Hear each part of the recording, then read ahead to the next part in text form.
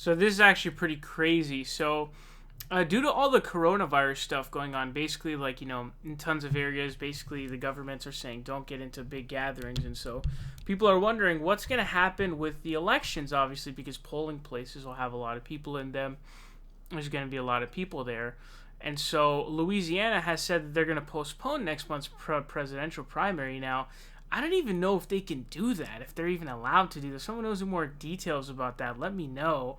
I don't know if a state can just say, we're just going to move it. I'm pretty sure in 2008, Michigan did the same thing, and then they got disqualified, and then they decided to half up the delegates between Obama and Hillary. So I don't think you can just do that. I don't think you can just say you're going to postpone it, at least the state, but I don't know. So this guy named Marcus H. Johnson. Now, I have no clue who this guy Marcus H. Johnson is. He says a writer, political scientist, and I guess he's a freelance writer. So it says, it's time for the Democratic Party to step in and end the primaries. We already have a clear result. Biden won. Stop putting people at risk. There's no need to have the debate on Sunday or the primaries on Tuesday. So what's going on here basically is Biden supporters are basically saying cancel democracy, cancel voting, the election's already over, we have a lead of 150 delegates, which is clearly insurmountable, it's impossible for Bernie Sanders to win, so let's just cancel democracy. And I really wanted to ask you this question. Is there really a difference between Joe Biden and Trump supporters? I saw this meme, it was really funny. It's just a Photoshop picture of Biden wearing a blue MAGA hat. So it says make America great again, but it's blue instead of red. I think that's like the best picture because if you didn't see the clip, Joe Biden actually called this guy who's like a union worker, he called him, he threatened to slap him in the face, which is assault. Presidential candidate, leading frontrunner of the Democratic Party, literally saying, I will slap the shit out of you, or something to that degree. Literally, okay, and obviously it's because of the anger that comes with dementia. Seriously, I'm being serious about that, and Alzheimer's. But they defended him. Not only did they defend him, the Biden hive, they didn't just defend him, they praised him. They said, this is what we need to defeat Donald Trump. This is just a strong man with a lot of passion. So, Trump said he could gun someone down, he won't lose voters. That's obviously true. Joe Biden literally tested the theory by saying, I will assault you, I will physically assault you. And they're like, yeah, woo, yeah, hell yeah, dude. Slap that motherfucker, bro. Get him. They want to be like, square up, dog. Let's fucking, I'm going to knock your ass out. That's what he wants to do, bro. Is that really any different? They defend his inappropriate touching of children and women. They defend his dementia. And it's like, and then now they're saying, let's cancel democracy. Are they really any different? And also, think about the precedent that this sets, and think about how they never seem to think like this. They never think like, are we going to be hypocrites in the future when we're facing Donald Trump? Is Donald Trump not going to look at this and be like, hey, you canceled the primaries, I'm going to cancel the general election and postpone it because it's an outbreak. Make my presidency even longer. Think about that presidency that it sets. Okay, the precedent that it sets. Not acceptable. You have to keep going. Also, I think I saw Zhang Zhuger basically say that, let's push him away.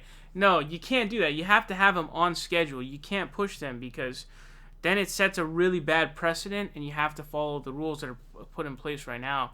It's way too dangerous of a precedent to set for Republicans. Like, yeah, we're just gonna suspend the election until further notice because we need to get this, emergency under wraps. Not a good idea. Not a good idea. So keep these going. And then also I want to point out that he, amongst others, I saw Bill Kristol send out a tweet, the big warmonger guy who's responsible for a lot of these wars from a journalist perspective. He said that Biden should only respond to Bernie's questions in written form and not show up to the debate.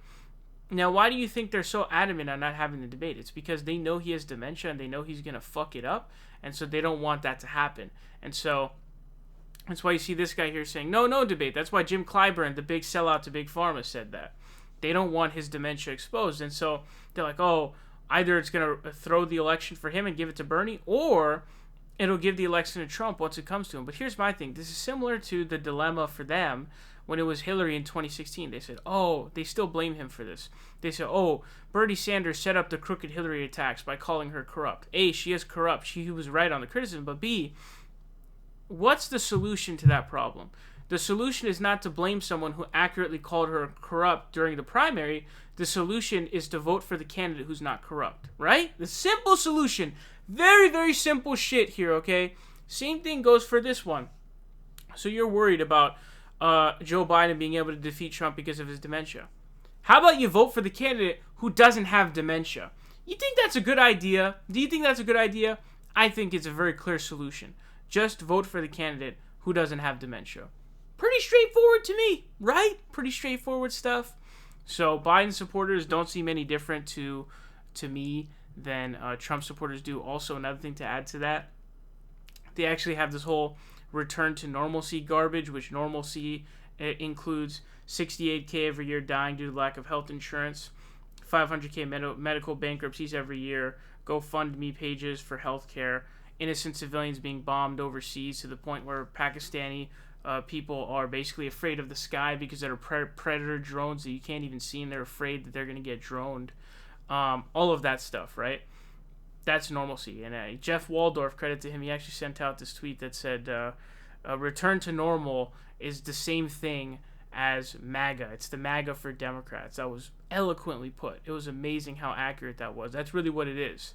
Because the idea is, let's go back to the normalcy of 68,000 people dying every year due to lack of health insurance. That's the normalcy you want to return to? The question is, what point do you want to... It's the same questions that you would ask someone who says, make America great again. When was it great? What does that mean?